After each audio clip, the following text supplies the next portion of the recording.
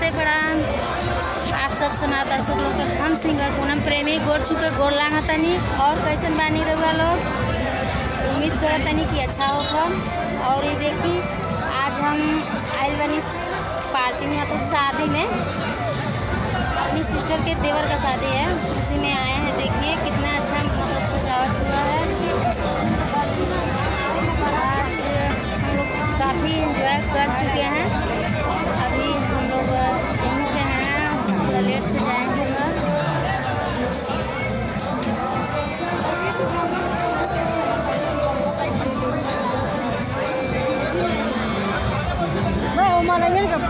कहाँ खाना रहो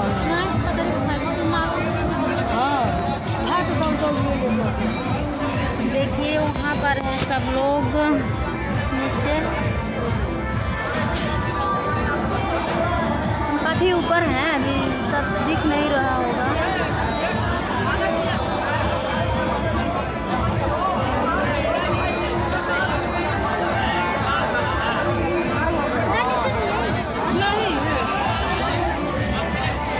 अभी हम कुछ टाइम में मिलाएंगे दूल्हे राजा से।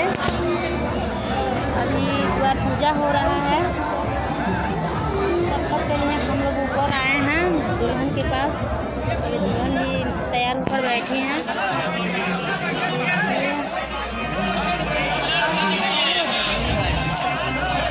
रूम में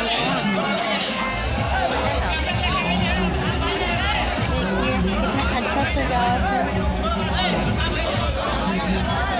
आप लोग तब तक के लिए ऐसे ही बने रहिए। हम मिलते हैं अगले वीडियो में, तब तक के लिए बाय।